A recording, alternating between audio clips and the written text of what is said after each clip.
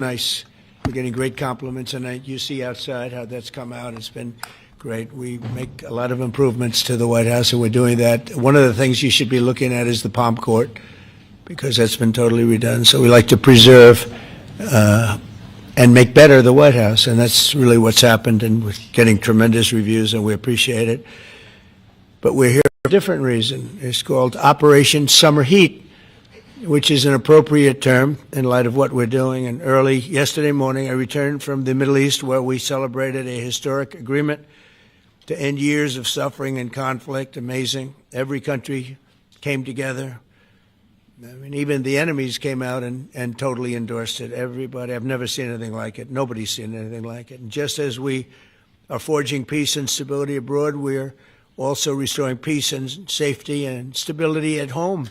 And you see that in Washington, D.C., maybe better than any place, because we got there, and within 12 days it was very good. And within 30 days, it's been as safe as any city in the country. It's been great. Took out 1,700 people, got them out.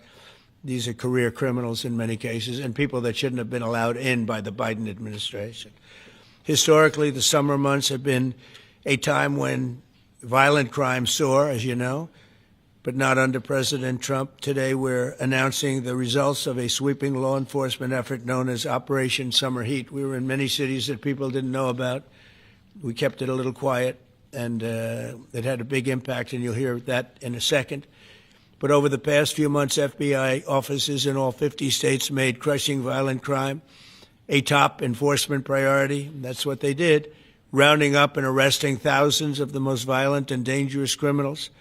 And these are among the most dangerous and violent people in the world. They were allowed, in many cases, not in all cases, but in many cases, they were allowed in by a very foolish, actually stupid, open border policy. Just anybody could have come in. They emptied out their jails, their prisons, their mental institutions. They emptied them into our country. And the people behind me have done an incredible job, because if we didn't have that administration, it would have been so much easier. They allowed millions of people in this country that have been allowed, including over 11,000 murderers, half of whom murdered more than one person. And many of them are gone now, or they're put in prison, because we don't want to have them come back. So we literally put them in our prison, which we don't want to do. But we bring them back to their countries. Working with state and local partners, the FBI arrested over 8,000 violent criminals during the course of this period. In major cities like in New Orleans, Nashville, we saw a 250% increase in arrests. And we really went after the bad ones. These include 725 individuals wanted for violent crimes against children and murderers. These arrests are in addition to the work of our historic federal task forces that Make D.C. Safe Task Force has been unbelievable. I mean, the job they've done, it's incredible. And it's been so nice, because so many people, they're going out to dinner and they're having dinners. They didn't go out for 4 years. And now they're going out 3 times a week. Restaurants are opening. Restaurants are full. And usually that means a lot of good things. But restaurants that were closed are now opening up. And everybody's happy. It's nobody's ever seen anything like it, actually. And everybody feels safe. You can have a child walk right through the middle of Washington, D.C., and nothing's going to happen. We were losing more than one person a week in Washington. They're being killed on an average of over one a week. The Make D.C. Safe Task Force has been incredible, and the Make Memphis Safe Task Force is having very similar results. It's much earlier, but we've been there for a week and a half, but I'm hearing the results are pretty incredible, and you'll hear about that. They're mobilizing more than 20 federal agencies for the largest law enforcement operation targeting violent criminals in American history. As a result of these efforts, violent crime declined nearly 20% nationwide compared to the same period last year, and it was the safest and most peaceful summer in 2 decades. And honestly, we haven't really even gotten going yet. We didn't have to fight all of these radical left governors. We could have had Chicago taken care of, as an example. They had, in a short period of time, 4,000 murders in Chicago, and we have to listen to this man stand up and say that we're bad people. And the people of Chicago are walking around with MAGA hats. You have women, beautiful black women, walking around with MAGA hats. Please let the president in, and we don't care how he does it. They're not interested in National Guard or Army, Navy, bring them in, Marines, bring in the Marines. They just want the crime to stop. And more so because of the success that we had in D.C. I think if we didn't have that success, nobody would even believe it. So I want to congratulate all of the incredible law enforcement professionals joining us today, especially Attorney General Pam Bondi, who's terrific, Deputy Attorney General Todd Blanche, who is a fantastic legal talent. He really is. He's a great guy, too. And, of course, FBI Director Kash Patel. They have worked so hard on this and other things. Since the start of the administration, the FBI has arrested over 23,000 violent criminals, more than double the number arrested in the final year of the Biden disaster. The FBI has also destroyed or severely disrupted more than 170 organized criminal enterprises and gangs, 1,600 of the most violent gangs, and confiscated over 6,000 illegal firearms. And they've tracked down and arrested 4 fugitives on the most wanted list. 4 of the most wanted. Actually, 2 of them were the most wanted fugitives in the world. There's still much more work to be done, which is why the FBI continues to work alongside the Department of Justice, the Department of Homeland Security, and the Department of War to defend. And Pete Hegseth has been fantastic, by the way, on this too, on other things, but on this too, to defend law and order and combat violent crime, arrest illegal aliens, and make American cities the safest in the world. And when I campaigned, I talked about crime, but I never knew that we were going to get into it like we did. You know, I mean, I used to watch these cities with the murders. Chicago recently had one deal where they had 11 murders in one weekend, and they said, well, yeah, but it was a holiday weekend. They actually told me that was the reason, like it was okay because it was a holiday. It was Labor Day. These people are the worst. They really have to, I tell you what, the people in Chicago and the people in places like that can be fixed. At some point, it gets to where you can't fix it anymore. It's too far gone. And we have some cities like that. But these are great cities that can fix. I'm going to be strongly recommending, at the request of government officials, which is always nice, that you start looking at San Francisco. I think we can make San Francisco. There's one of our great cities 10 years ago, 15 years ago, and now it's a mess. And we have great support in San Francisco, so I'd like to recommend that for inclusion, maybe in your next group. You'll get great support. Every American deserves to live in a community where they're not afraid of being mugged, murdered, robbed, raped, assaulted, or shot. And that's exactly what our administration is working to deliver. I didn't realize I was going to make this such a big factor in the administration. I didn't really campaign. I campaigned on crime, but I never thought we'd go into every city and take a really safe city that we've all been living with for years and make them safe. And now it's like a passion for me, and it's a passion for the people behind me. So I didn't get elected. I did get elected for crime, but I didn't get elected for what we're doing. This is many, many steps above. And I want to thank Stephen Miller, who's right back in the audience right there. I'd love to have him. I love watching him on television. I'd love to have him come up and explain his true feelings, but maybe not his truest feelings. That might be going a little bit too far. But, Stephen, thank you for doing an unbelievable job. And the people of this country love you, I'll tell you, and they love what you say about crime and stopping crime. So now I'd like to ask Director Patel to say a few words, and then Pam and Todd also. And I just want to congratulate them. This is an amazing thing. And we're just at the start. We're going to go into other cities that we're not talking about purposely. We're getting ready to go in. And when they go in, like Kash as an example told me that people didn't even know. 5 months ago, they went into Chicago, and they started doing a lot of work in Chicago. And we brought the numbers down a little bit. And but that really was just preparatory work for what we're going to do with the surge. We're going to have a surge of strong, good people, patriots, and they're going to go in, they straighten it all out. So a lot of these cities we're already working on, but we don't do it with a big flavor. But in a little while, you're going to see some numbers that you're not going to believe. And I think you'll probably start with Memphis, because I'm hearing the numbers are much quicker than we even thought possible. But again, D.C. it speaks for itself. Chicago is going to be okay. We're going to save Chicago. And I told you, and I told them, a very respected man, the head of the Union Pacific, said, "Sir, save Chicago. It can be saved." And the way he said it, it was like, can you believe it? We're trying to save Chicago. But I understood exactly what he wants, and that's what we're going to do. We're going to save all of our cities, and we're going to make them essentially crime-free, like other countries have crime-free. If you go all over the world, you go to the world, you hear Afghanistan, and you hear all these different places. Our crime in certain cities is worse than anything they can even imagine, and we're not going to have that any longer. It's going to stop, and it stops right here. Kash, please. Thank you, Mr. President. What I'd like to do is just highlight some of the outstanding work that the men and women of the FBI have been doing. And thanks to your brave leadership and the mandate you were given by the American people to not only defend the homeland but crush violent crime, you tasked us with our great partners at the Department of Justice and the Attorney General and the Deputy Attorney General to start making arrests and bring prosecutions and safeguard our cities. And you said it. This is just the beginning. In just 7 months, I hope the media takes a look at every one of these charts, because these are the best numbers for fighting crime in U.S. history, and it's only 7 months in. And to do that, our vehicle to do it of choice was Operation Summer Heat, which the FBI architected to go after violent criminals. And in just a 3-month span, you had 8,700 arrests of violent criminals. You had 2,200 firearms seized off the streets permanently to safeguard our communities. You had 421 kilograms of fentanyl seized. Just to put that in perspective, that's enough to kill 55 million Americans alone.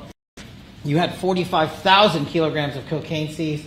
And thanks to our Department of Justice partners, you had 2,100 indictments in 3 months, from June to September alone. Mr. President, that in and of itself would be historic for a 4-year presidency. You did that in 7 months because you let good cops be cops, and you partnered us with the right people at the Department of Justice to put the handcuffs on and bring them to court and put them in prison. And if that weren't enough, when you look at the year, for the entire 7-month period that we're talking about here, if you look at the past 4 years of the Biden administration, 16,000, 17,000, 15,000, 15,000.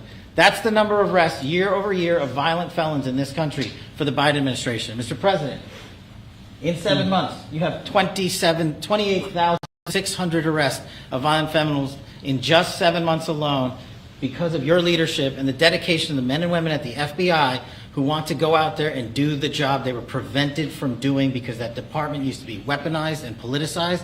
And this is what happens when you take out the fangs of weaponization. This number is historic by every metric. 28,000 people have been arrested, violent felons alone. And then when you go over there and look at some of these charts, if you don't mind, I'll just hop over here. Look at the metrics for not just violent crime, but the homeland. Mr. President, during your administration, the FBI has found and located 5,400 children.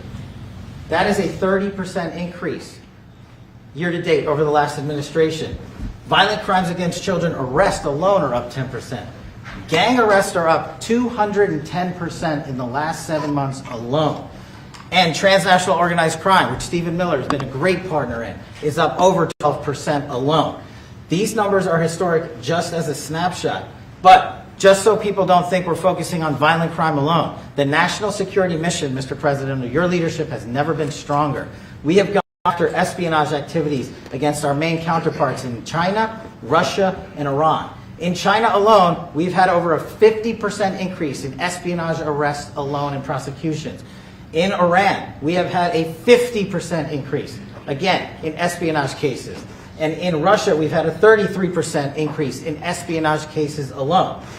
When it comes to counterterrorism, year to date, we have 125 arrests this year versus 100 last year, year to date alone. And when it comes to the cyber criminal activities, which are some of the largest enterprises plaguing everyday Americans, we at the FBI have put out a mission to go after cyber criminals like never before. Last year, they had in total 191. This year, you already have 252 arrests. 52 arrests of violent cyber criminals who are stealing from senior citizens, who are violating our children's rights and freedoms, and who are violating everyday Americans. These programs are record. And two of the things I'll finish with that I'm most proud of, Mr. President, this FBI. Fentanyl. As you know, it's a scourge that is killing our youth, 100,000 plus a year. To date, the FBI has seized 1,900 kilograms of fentanyl. That's enough lethal doses to kill 127 million Americans alone. To date. And if that weren't enough, Mr. President, you said we have to go after the worst of the worst. And you empowered our Department of Justice, our Attorney General, our Deputy Attorney General, and the Deputy Director at the FBI, led the charge, not just on summer heat, but he also led the charge at the FBI's 10 most wanted fugitives. These people have been on the run for years. And in 7 months, you captured not 1, not 2, not 3, but 4 of the FBI's most top 10 fugitives. 4. And just to put that in perspective, Mr. President, the Biden administration captured 4 in all of 4 years. You're on 7, and we're going to get to 10. We're going to get to 10 of 10. This includes a lady who murdered her 6-year-old handicapped child and fled to India. We got her in 2 months. This includes a narco trafficker. This includes a sex trafficker. This includes another first-degree murderer and gangbanger. These people were on the run because of the prior administration's reckless policies that destroyed our communities, and you came in and with a mandate said, go after the worst of the worst. This is just the beginning. This is what happens when you let good cops be good cops at the FBI. Mr. President, I just want to thank you for your incredible leadership, our brave partnership with prosecutors who know how to bring cases and make sure these arrests stick. And that's what the Attorney General and the Deputy Attorney General have led the charge across this country, because arrests without prosecutions are meaningless. We are deterring criminals from doing this activity. We are preventing criminals from coming into America, and we are absolutely crushing violent crime like never before and defending this homeland, sir. And not to mention, I almost forgot this one, it took you, sir, 2 weeks to get the Abbey Gate bomber.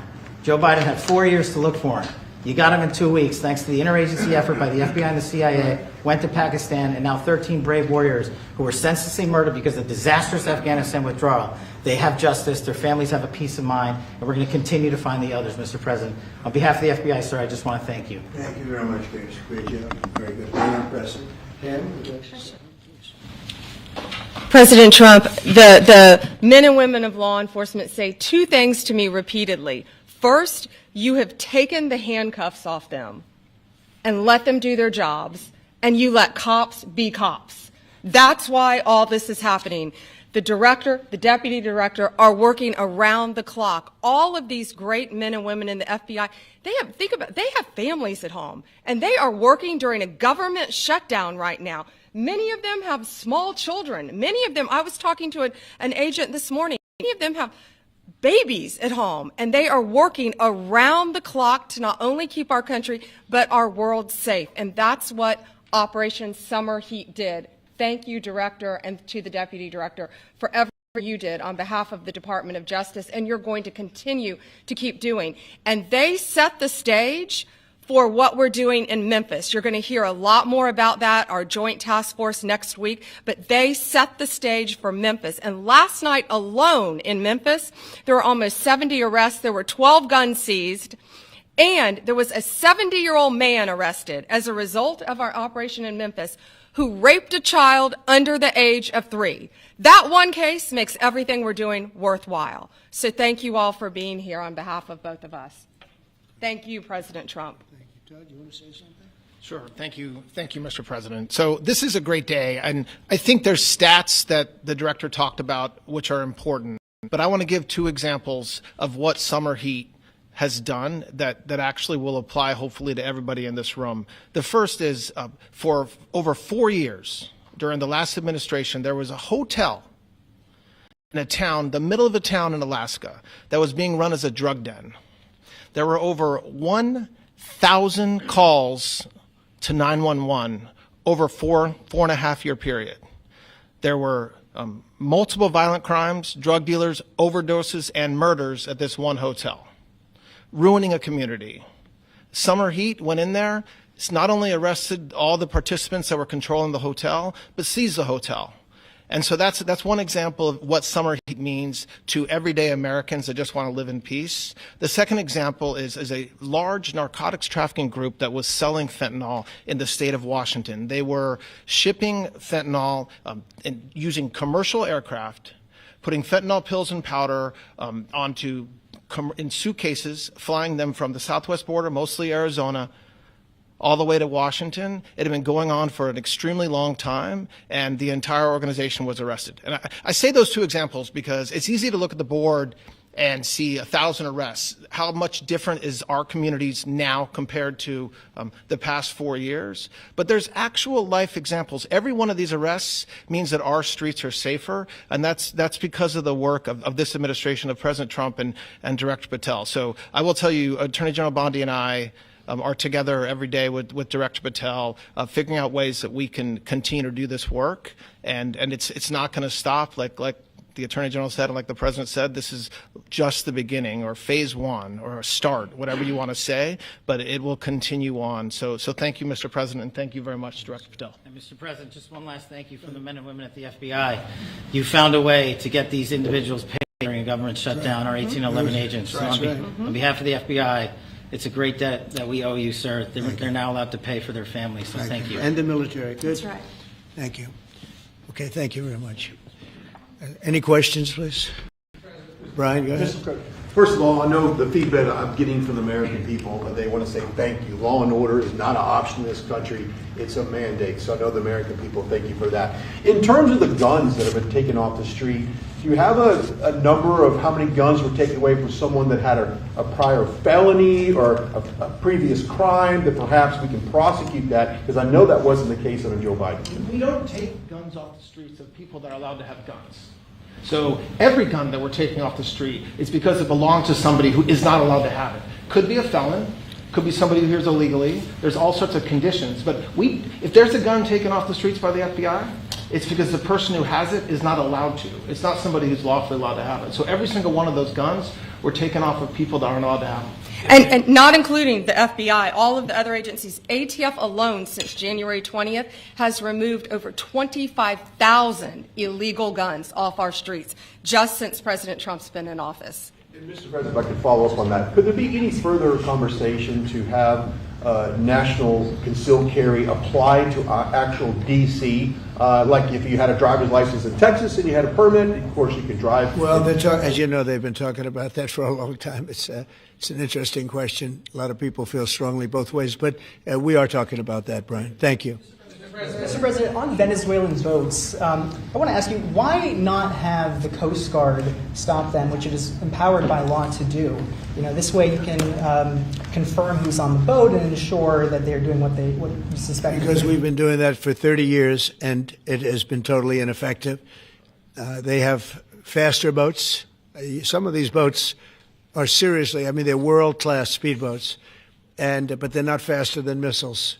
But we've been trying to do that for years, and so much of the drugs, 25–30%, would come in through the seas. Right now we have, I would say, none coming in through the seas. In fact, I don't know about the fishing industry. If you want to go fishing, a lot of people aren't deciding to even go fishing. We've almost totally stopped it by sea. Now we'll stop it by land. What's the next step? But it never worked. It never worked when you did it in a very politically correct manner.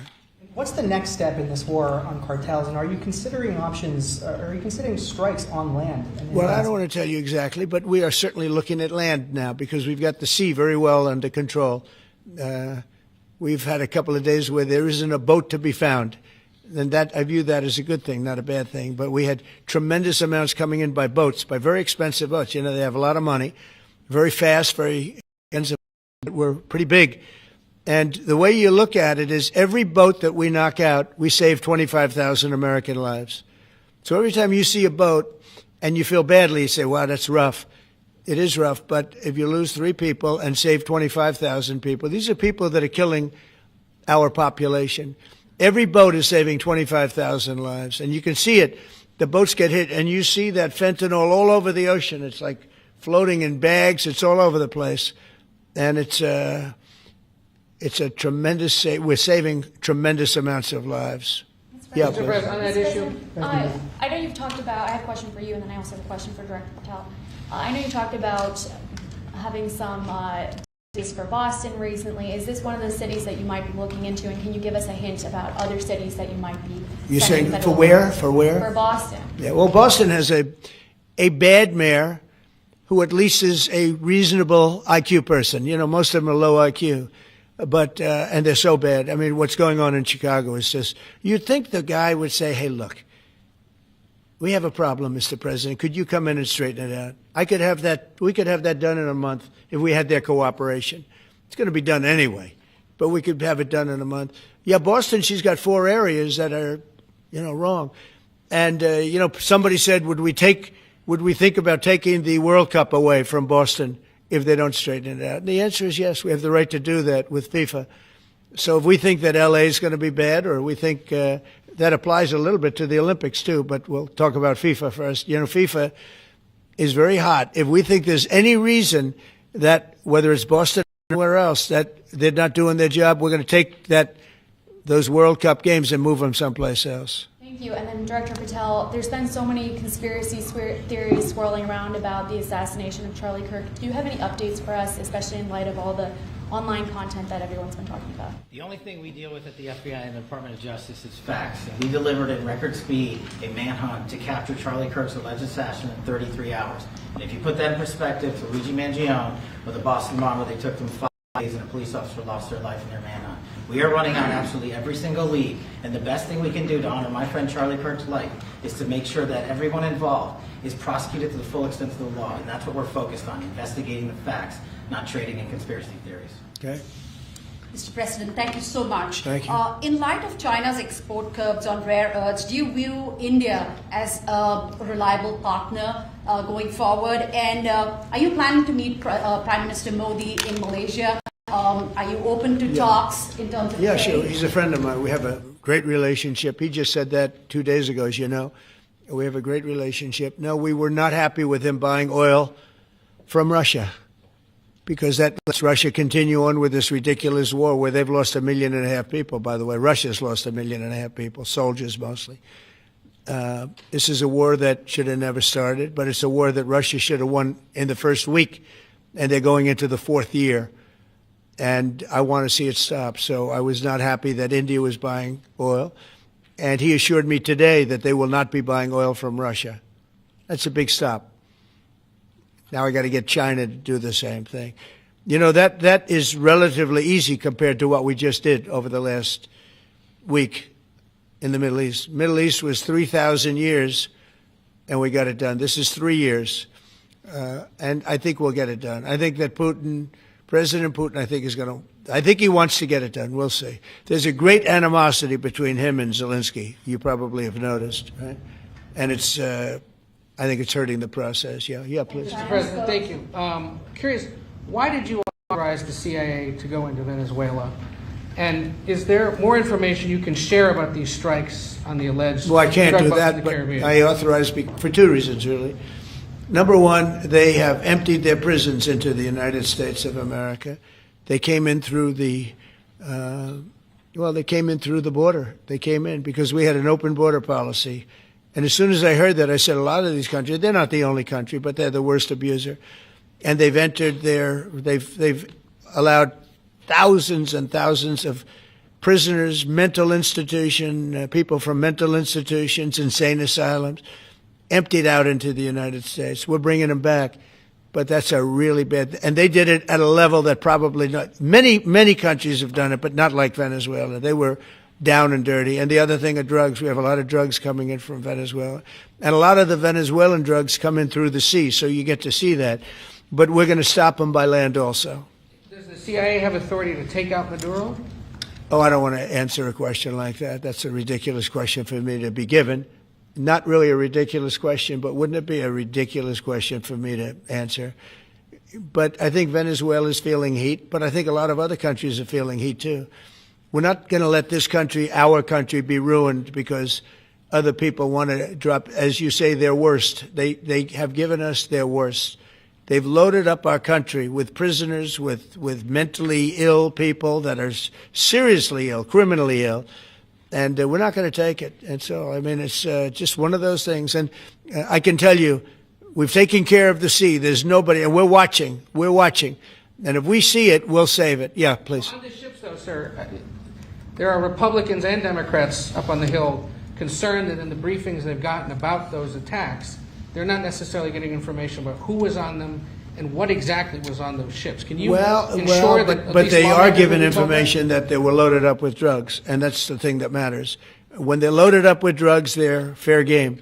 And every one of those ships they're not ships, they're boats, they're speedboats. They're extremely fast. record-setting type speedboats that cost a lot of money, and they have a lot of money because they're drug sellers.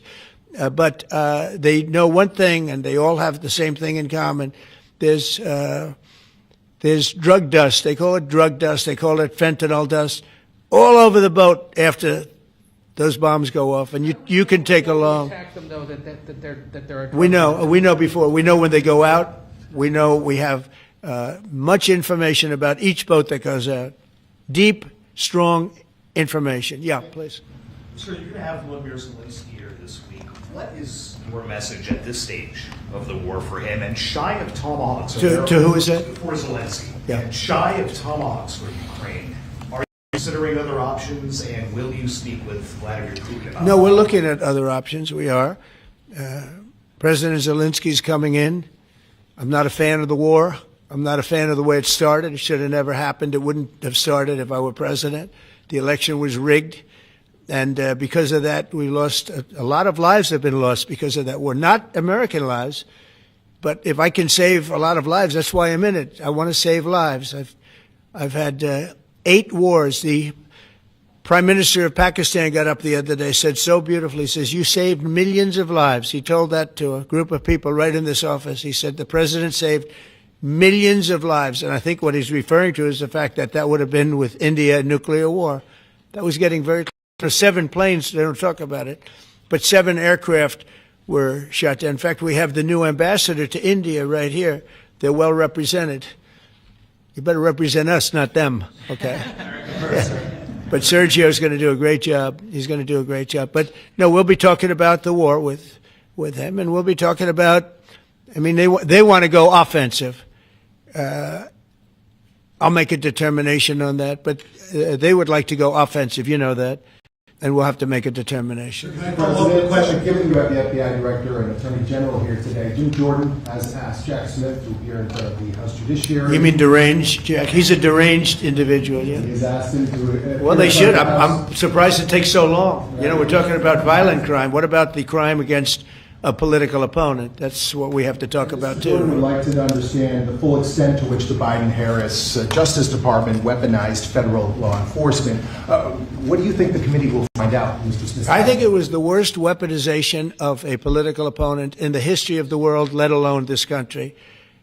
And I hope that everybody's, you know, they're involved in it. I'm not. I'm the one that had to suffer through it and ultimately win. But what they did was criminal. Deranged Jack Smith, in my opinion, is a criminal. And I noticed his interviewer was, I think that was Weissman. And I hope they're going to look into Weissman, too. Weissman's a bad guy. And he had somebody in Lisa, who was his puppet, worked in the office really as the top person. And I think that she should be looked at very strongly.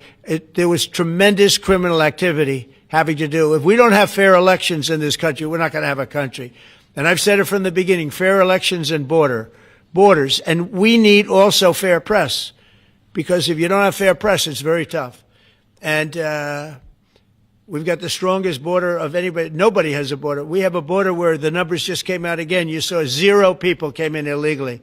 Now, we do take people into our country legally, but 0 people. But, you know, you're talking about a different subject. You're talking about political crime. They have committed massive political crime. I hope they're looking at Shifty Schiff. I hope they're looking at all these people. And I'm allowed to find out. I'm allowed to, you know, I'm, in theory, the chief law enforcement officer. But I have a very good, talented group. This is about something else. But I hope they're looking at political crime, because there's never been so much political crime against a political opponent as what I had to go through. They raided my house in Florida. It was an illegal raid. I have a lawsuit that was doing very well. And when I became president, I said, I'm sort of suing myself. I don't know. How do you settle the lawsuit? I'll say, give me X dollars, right? And I don't know what to do with the lawsuit. It's a great lawsuit. And now I won. It sort of looks bad. I'm suing myself, right? So I don't know. But that was a lawsuit that was very strong, very powerful. They raided illegally my house in Florida, Mar-a-Lago. They went through the drawers of my young son. They went through all of the cabinets and drawers of the First Lady. She walked in, she said, wow, what happened? Because she's very meticulous, and this wasn't so meticulous as she looked into the drawers and she saw everything a mess. What they did against a person that just got out of office. And then you look at these corrupt people. You look at Hunter Biden. You look at the signature. As an example, the auto pen. I just signed so many different things. An admiral, a four-star general. I'm signing them left and right, the commissions. And by the way, I want to compliment John Thune and also Mike, our great speaker. But John Thune, all of a sudden I'm getting these things by the hundreds. I was getting one every 2 weeks. It would have been 4 years before you got them in more. You would have had some that didn't even get in, all because of Democrat obstruction. So John Thune did a great job. I must have signed 200 into the administration. We're just about caught up. It's amazing. And so compliments to John. He had to do some things that were very tough to do that he didn't want to do, but he was forced to do it by the Democrats. And as far as the shutdown's concerned, this is a Democrat Schumer shutdown. And he's trying to do it to get relevance back into the party because he's a loser. I've known him all his life. He's always been sort of a loser, but an intelligent one. But I think he's losing IQ points with time. I think that happens. I hope it hasn't happened with me. I know if it did, you guys will let me know about it very quickly. Question on violent crimes, sir. Here in D.C., a judge has given the two teenagers that beat up ex-Doge staffer Big Balls probation. It's incredible. And no jail time. Is this justice? Jeanine Pirro is doing a fantastic job, and she is beside herself because you have these radical left judges that they beat the hell out of this guy. And it was many people against this one guy who was really trying to protect his girlfriend. He didn't want his hooded over the door but they really beat him up badly. That just happened, right? Yeah. Wow, that's terrible. I think the judge should be ashamed of himself. That's a big problem. You know, they can do their job and then they go into a court and the people are protected by these, I don't know where they come from. Where do these people come from? Where do the judges come from? I want to compliment on behalf of Pam and Todd and all of us because, Kash, I think that Jeanine has done a fantastic job. And the case I heard was like flawless. It's a flawless case. They have them on tape. They have everything. And then a judge gives them a little probation. These are rough guys. And they're young. And if that happens, they're going to grow up. They're going to be real bad. They're going to cause a lot of problems. Yeah, please. Go ahead. So, Sergio Gore has just gotten back from India. What were the conversations like with Prime Minister Modi and the other? I think they were great. He reported to me that he's a great man, you know. Modi is a great man. That he loves Trump. Now, I don't know if the word love, I don't want you to take that any different. I don't want to destroy his political career, okay? But you have to understand, I've watched India for years. It's an incredible country. And every single year you'd have a new leader. I mean, some would be in there for a few months. And this was year after year after year. And my friend has been there now for a long time. And he's assured me there will be no oil purchased from Russia. I don't know, maybe that's a breaking story. Can I say that? Would you say? There will be no oil. He's not buying his oil from Russia. It started. You know, you can't do it immediately. It's a little bit of a process. But the process is going to be over with soon. And all we want from President Putin is stop this. Stop killing Ukrainians and stop killing Russians because he's killing a lot of Russians.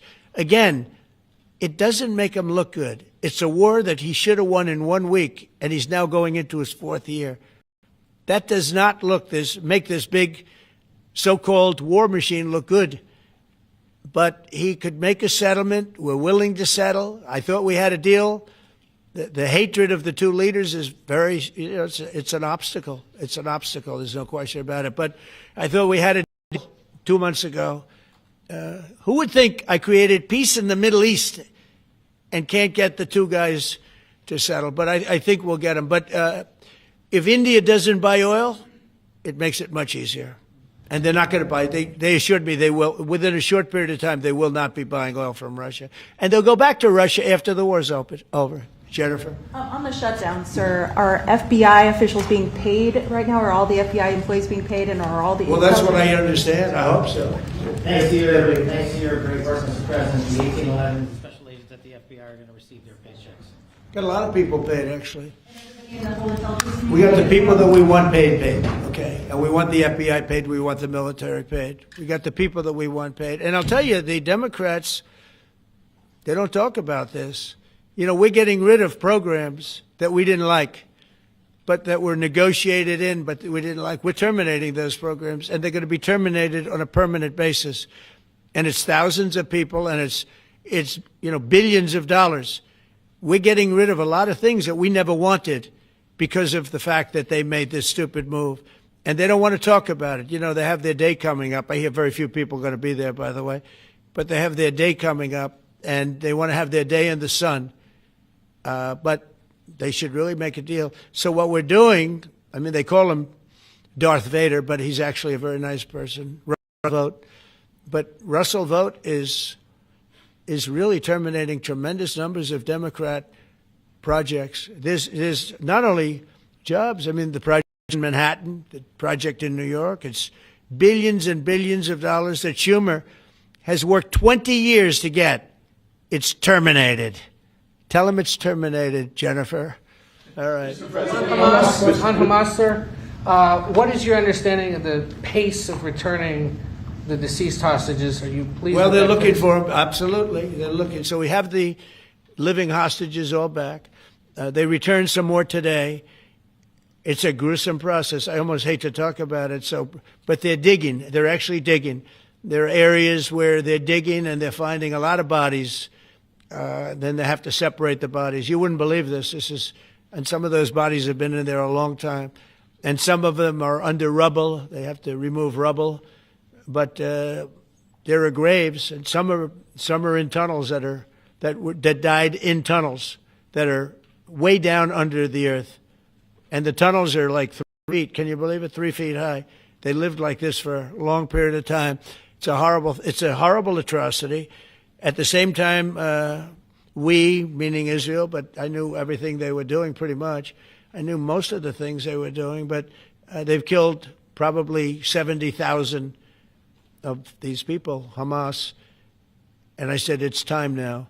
So we'll see what happens. We'll also see what happens. Your next question is going to be the weapons. We want the weapons to be given up, sacrificed, and they've agreed to do it. Now they have to do it. And if they don't do it, we'll do it. We had the head of CENTCOM today suggest that Hamas needs to hurry up and disarm and follow your comprehensive plan. Yeah. That it was the head of CENTCOM saying that. Is that not a signal to Hamas, to the rest of the world, that at some point the U.S. military may more directly engage? We won't need the U.S. military. We won't need it. Why not just because we're very much involved in it. If we weren't involved, there wouldn't be peace. If we didn't destroy the nuclear capability of Iran, that deal would have never happened for two reasons. The Arab nations would not have felt bold enough to do it because you have a very powerful, at that time, Iran. It's not powerful anymore between what Israel and us did. Because, the attack was, if you look at it, we helped them very much. They will be the first to tell you, including shooting down thousands of drones that were coming into Israel. We shot them down.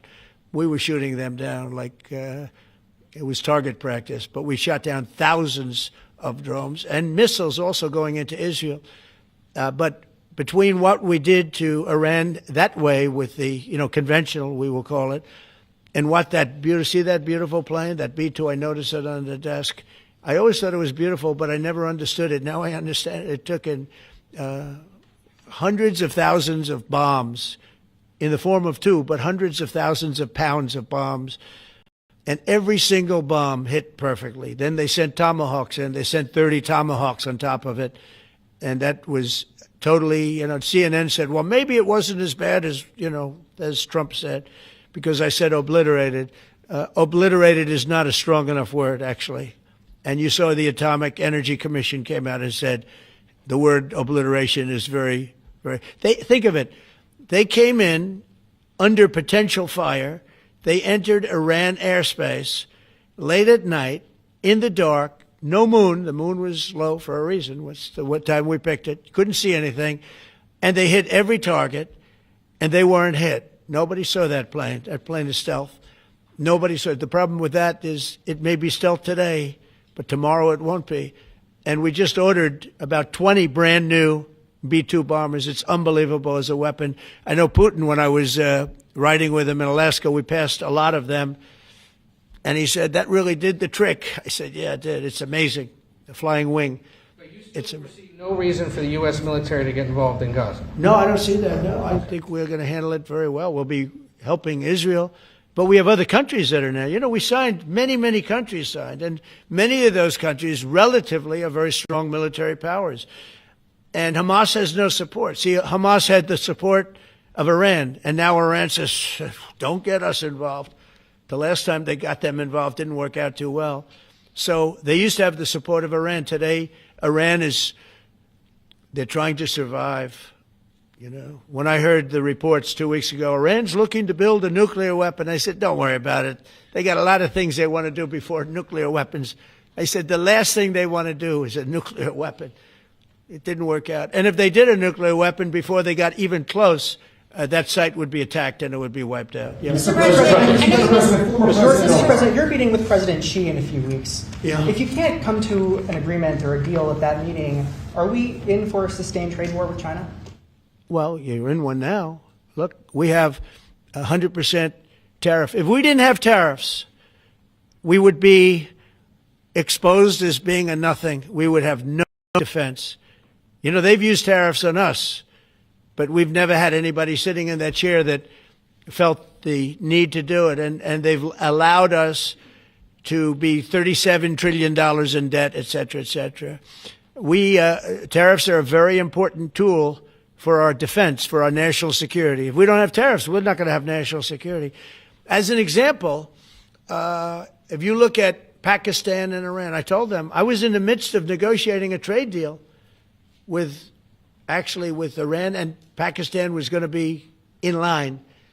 And because of tariffs, they all want to negotiate much differently. We're making a good deal. And then I heard that they're shooting at each other. And I said during one of my conversations, are you guys going to go to war? Two nuclear powers. We are thinking about, I said, here's the deal. You go to war, I'm going to put a 200% tariff. I'm going to stop you from doing any business in the United States. I said it to both of them. Within 24 hours, the war ended. That would have been a nuclear war. And again, the Prime Minister of Pakistan, who was here 2 weeks ago, said that man saved many millions of lives in front of a whole group of people because he thought it was going to be war. But when it came to war or having to pay massive tariffs, the tariffs overrode. That's why it's so important. Not only the money, we're taking in trillions of dollars, not only the money, the power to keep peace, the power to be used for good is enormous. But a lot of people didn't understand tariffs. It's also made us very rich. We have a big case coming up in the Supreme Court, and I will tell you, that's one of the most important cases in the history of our country.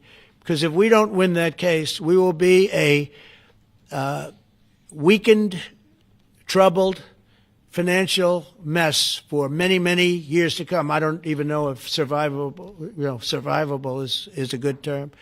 And if we do, we're going to be the most powerful economic country in the world. And all we're doing is using them as a defense against what took place for many years. China would charge us tariffs. It was incredible, but we weren't allowed to charge. So we're allowed to do whatever we want. We just had presidents that didn't want to do it for whatever reason. And it was nothing. But of the 8 wars, I was saying 7, of the 8 wars, I would say tariffs are directly responsible for me ending 6 of them, 5 or 6. Without the tariffs, you have wars raging all over the world. With the tariffs, other than Russia, we have no wars out there. And we've made a lot of good friends, too. Tariffs are so important to our national security. If we don't have tariffs, we don't have national security. Our country would suffer a lot because they're used so strongly on us. As an example, the European Union, they won't take our cars, they won't take our agriculture, they won't take anything, but they send their cars in, Mercedes, BMW, Volkswagen, by the millions. We don't send any cars. They don't take them. They were tariffing us out.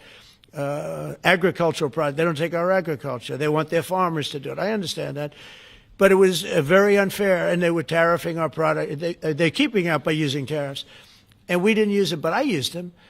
And now we made one of the great deals with your $650 billion they pay us. And we've evened it out. It's really a good thing to see. And you have to understand, they've all signed. Japan, South Korea. I mean, South Korea, $350 billion up front. Japan, $650 billion. And they've all agreed to it. They're all happy. But before, it was a total ripoff. And if we don't have the use of tariffs, we have no national security. This country will have no financial security, will not have national security. And the people that brought the lawsuit are people that are aligned with foreign nations that are now being treated fairly as opposed to just ripping us off and ripping us asunder. So, but if we are not allowed to use what other people use against us, there's no defense. It'll be a disaster for America. That's why I think I'm going to go to the Supreme Court to watch it. I've not done that, and I had some pretty big cases. I think it's one of the most important cases ever brought, because we will be defenseless against the world. Okay? You'll go to the tariff case? Did you have one? Yes, please. Thank you, Mr. President. I want to ask you about the Georgia Senate race. I know it's very early, but there's several Republicans in that field that are vying for your endorsement. A lot of good people in that field. Yes. I know all of them, actually. I haven't made a decision on that, but you have some very good people in the Georgia Senate race. Well, Governor has endorsed... No, I know. The governor has, and he's spoken to me about it a lot. He likes that candidate a lot. And I understand that. I haven't made a decision yet. But I'm following that race very carefully. I think it's very important for Georgia to get a real senator, because the senator they have now is a horrible senator. He allows all the crime, all the borders. You have open borders. I mean, his whole philosophy is a disaster. That's not representative of the people of Georgia. I know the people of Georgia. I won Georgia 3 times, but they say twice. Okay, I won it very big the last time. And I won it big the first time. And I won it big the second time, but we had criminals that didn't allow, I hope they're going to go into that. I hope they go into the votes which are being stored in Fulton County and take a real look at those votes, okay? Because I won it the second time too. But I know Georgia very well. I love Georgia. Those people are great, and they deserve a good senator, because the man they have now is a weak, ineffective person. Okay. President, I wonder what you make of it. By the way, you won Georgia 3 times. Yeah, I agree. Do you agree with me? I and do. He's the media. For someone that spends a lot of time in Georgia, I believe you won that. Yeah, okay. I really have a question about the word believe isn't strong enough, right? Yeah, you I know. There you go. It's true. I know I won too. We have the great Newt Gingrich. Newt, you agree with us? Good. Otherwise, I'd have him dismissed immediately from the room. You know, his wife, as you know, is becoming an ambassador to a great country, Callista. So congratulations. And we're going to take a picture. And the only reason I'm doing it, he speaks so well of me. He said, I'll go down as the greatest president in history. And then he blew it. He said, I'm not sure if I put him above Washington or Lincoln. So I'm not that happy about that, dude. I've got a question about the weaponization of the DOJ. The media often says your department is weaponizing the DOJ. Yeah, that's the opposite. It's the opposite. Todd, you represented President Trump and probably the greatest weaponization of the DOJ by Alvin Bragg. You know firsthand, if you can describe what you saw under the Biden administration and how they weaponized the DOJ. Well, I think it's hard to describe what happened those last 4 years against President Trump. Alvin Bragg, a local prosecutor, his office staffed by somebody from DOJ. Jack Smith picked as a special counselor, staffs his entire office with DOJ prosecutors. And then there are countless things that happened, all in writing, most of them on the docket, that require no explanation except a complete abomination of the place that the Attorney General and I run now, and Director Patel. So when people talk about this department weaponizing, it's embarrassing. Because there's no scenario in which you can look at what we're doing, restoring justice, doing the right thing in every single case, and say that that's weaponization, and yet remain eerily silent about what happened for the past 3 years. You read these articles and giggle, because it cannot be true that people really think that what they did to him, not once, not twice, I'm still counting 3, 4 times. But we're the ones that are weaponizing. So this man is not weaponizing the Department of Justice. We're not weaponizing the Department of Justice. It's the opposite. And also, nobody questions what I'm saying because it's true. Because we all lived the past 4 years. So listen. They never want to bring up the details. But I watch the fake news, and oh, he's weaponized, and he wants to send them to prison. He wants all this. They indicted me like 5 times. I took a mugshot. Who would have thought it turned out to my favor? Because it was a good shot. But I had to take a mugshot. It's right out there on the door. New York Post, front page of every paper in the world. I had a mugshot. They wanted to send me. Nobody says that.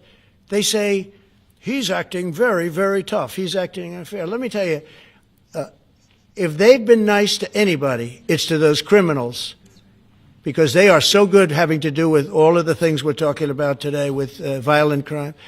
But if anything, I think this Justice Department has been so respectful of law, because the other Justice Department with Rita or Lisa and all of that scum, real scum, what they did to the political opponent of a guy that has a seriously low IQ. Now, in his case, it was low based on his career, but it got real low, okay?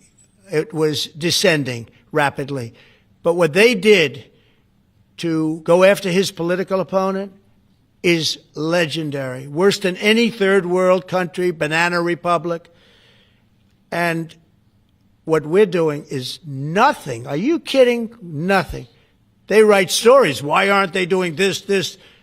And we'll leave. I don't have to leave it up to them, but I choose to at this moment. But there's never been anybody treated in the history of politics. You know, they say the 2 worst treated presidents by the media, etc., was that man right there, the late, great Abraham Lincoln, and this guy right there, Andrew Jackson. They say Andrew Jackson was treated terribly. They give him number 1 and number 2, but that was before I came along, Newt. I say I have number 1 times 10. Nobody's been treated like I've been treated. And I did a great job. You know, we had a great first term. And we had one of the most successful economies in history, et cetera. I rebuilt the military. We did a tremendous amount. The last part, we had a horrible thing called COVID, and we handled that well. We made ventilators for nations all over the world. We did a great job. Probably never get credit for it. Look at the therapeutics, the Regeneron, all the different things, the vaccines, all the things we did. We did a great job, but we had to focus on that. But we had the best economy in the history of our country. We're blown away right now. Look at the stock market. It hit another all-time high today. That's 48 days out of the few days that I've served. 48 days have already hit record highs. And we have, maybe most importantly, the number, we have now, I was saying 17, it's over $18 trillion is being poured into our country. It's because of the election and because of tariffs. Without the tariffs, you wouldn't have probably 18 cents. It's because of the tariffs, because there are no tariffs if they build in our country. And they understand that. So we have medical companies coming over. We have the AI. We're dominating China in AI. Everybody said that's impossible. We're dominating. I'm letting these massive plants build their own electric generating plants. They're becoming utilities in addition to everything. Maybe they'll make more money with that. Who knows? But they're building their own electric because we have an old grid. You wouldn't be able to do that. And we're dominating China. We're dominating with AI, which seems to be the big thing. That's the new internet. That's the new whatever. So we're very happy with the job we're doing. I'm very happy with the job they're doing. But when you tell me about attacking a political opponent, there's never been, and I'm a legitimate opponent. I watch my son. He's got the #1 best-selling book now. My son, Eric, he's a wonderful kid. That guy spent so much time with subpoenas. He got more subpoenas than anybody in the history of our country. Think of it. And he's an innocent, good boy. He's a good kid. He's always been a good kid. All of my children are good. They went through hell. My children went through federal grand juries on a hoax. Think of it. You have Adam Schiff and Hillary Clinton and others make up a hoax and then wanting to so they know it's a hoax, and they go before the press, say Donald Trump Jr. will go to jail because of what he's done with Russia. I'll never forget, I get a call from my son Don, and he said, Dad, I'm being accused of something with Russia. I don't know anything about Russia. He didn't know anything about it. Think of it, how bad they are. They say he'll go to prison for the rest of his life. He knew nothing about it. On a hoax, the Russian hoax, Russia hoax, on a story that they made up. And they made it up in order to explain why Hillary Clinton lost an election that she lost by pretty good numbers. The second one, actually the second one was even better, but the third one, this one was too big to rig. It was just too big to rig. They would have rigged. They tried to rig it. But think of it. They want to send my children to jail, but they were after Don in particular. I'll never forget Adam Shifty Schiff, a total crooked guy, lying in Congress, making up a phone conversation that I have with you, totally made up. When he heard it was taped, he wanted to disappear. And Nancy Pelosi went crazy because they wanted to impeach me based on the conversation that was made up. When they heard the tape, everybody, I won it unanimously in the Republican Party. I got every single vote, something that never happens, and I beat it. But think of it, they want to put my son in jail for something that they made up. So they know they made it up. And they say he will serve the rest of his life in prison. These are sick, bad people. And don't tell me about us going after them. If anything, we've been very, very soft. I wouldn't be that soft, I'll tell you that. Thank you very much, everybody. Let's go. Thanks, guys. Thank you. Thanks, guys. Thank you very much. Thanks, guys. Let's go. Let's go. Thank you guys. Thank you guys. Let's keep it going. Thank you. Thanks, guys. Take a look. Location. Thank you, guys. It's going to be a good control. Thanks, guys. Let's go. Back up. Let's go. Thanks, guys. Keep going. Keep going. Okay, JJ. Thank you, guys. Thank you. Give me 2 minutes.